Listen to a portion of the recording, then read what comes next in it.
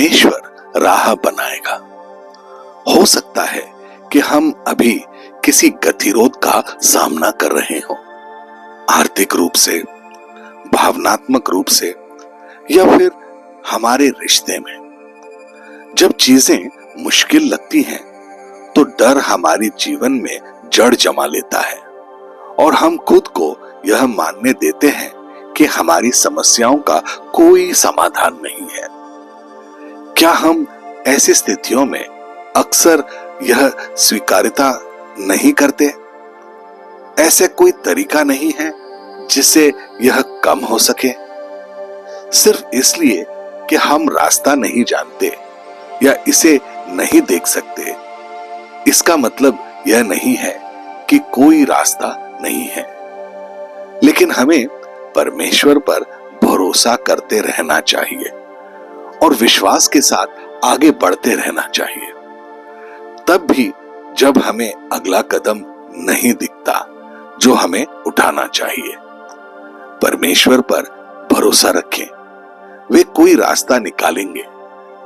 ज्यादातर समय हम परमेश्वर की योजना को नहीं समझ पाते। नीति वचन 3 अध्याय उसका 5वां और 6वां पद, तू अपनी समझ का सहारा न लेना, वरन संपूर्ण मन से यहोवा पर भरोसा रखना, उसी को स्मरण करके सब काम करना, तब वह तेरे लिए सीधा मार्ग निकालेगा।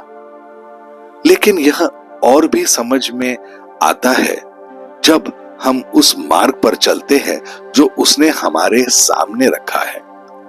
अभी हमें ऐसा लग सकता है कि हमारे सामने एक कदम भी देखने के लिए पर्याप्त रोशनी नहीं है, लेकिन जब हम आगे के मार्ग के लिए परमेश्वर पर भरोसा करते हैं तो वह एक एक कदम करके रास्ता बना देगा।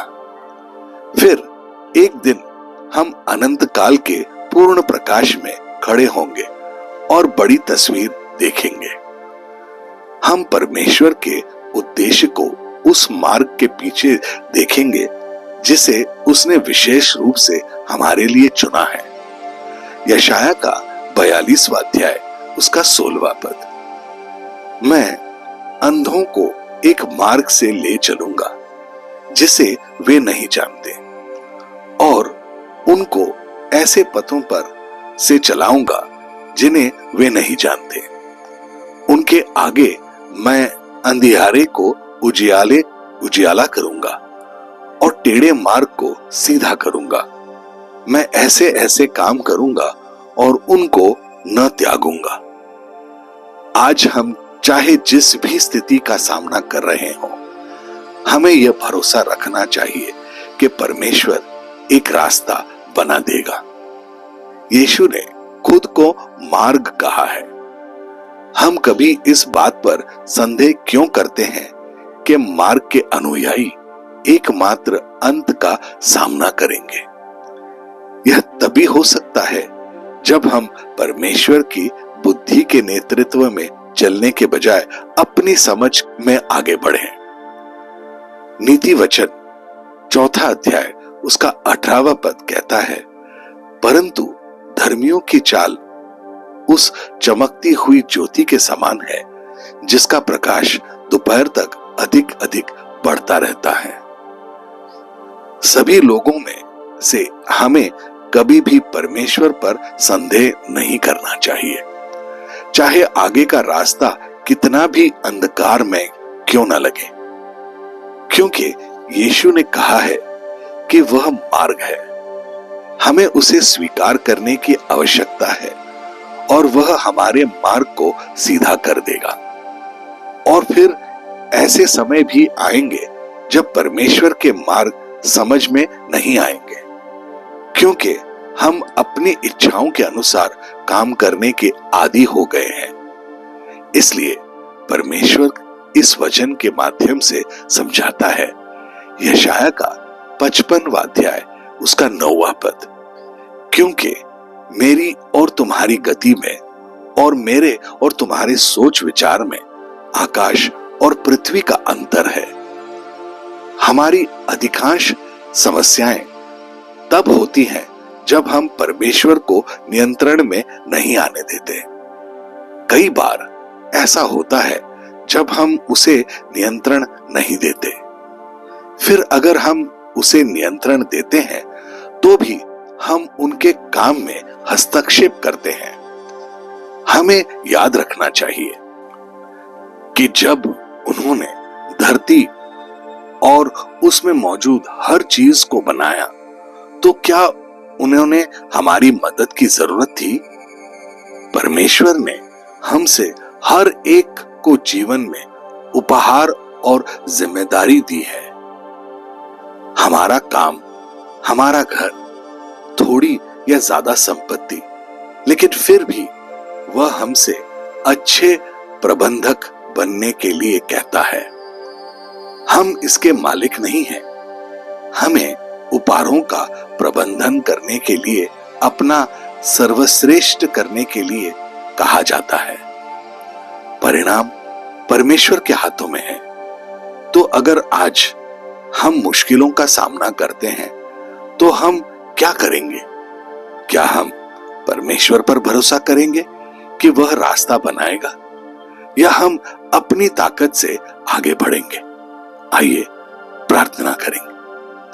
प्रिय प्रभु यीशु, आप ही मार्ग हैं और आप ही मार्ग निर्माता हैं। मैं आपका अनुसरण करूंगा क्योंकि आप मेरे आगे चलेंगे और आपकी योजना में आगे जो कुछ भी है उसके लिए रास्ता तैयार करेंगे।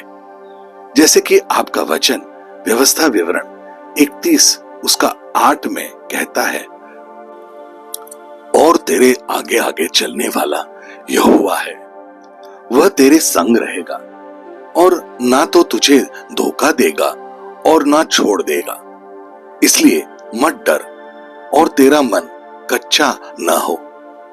प्रभु यीशु, मुझे आप पर पूरा भरोसा है। आप उन दरवाजों को खोलेंगे जिन्हें खोलने की जरूरत है।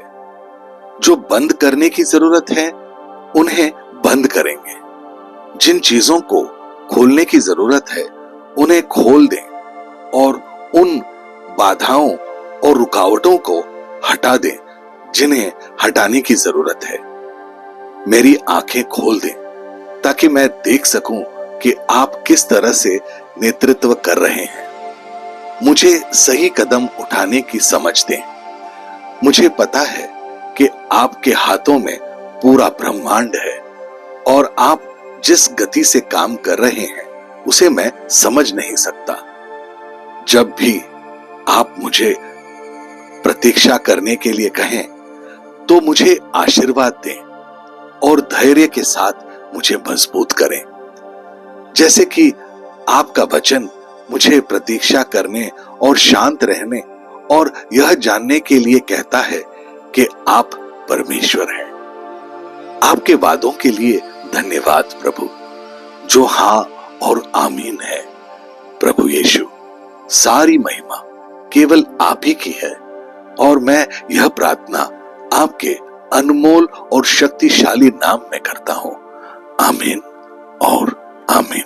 अपने दिन की शुरुआत प्रभु यीशु से करें। सब्सक्राइब कीजिए, नोटिफिकेशंस ऑन रखिए और ये दैनिक भक्ति आपको रोज मिलेगी। धन्यवाद।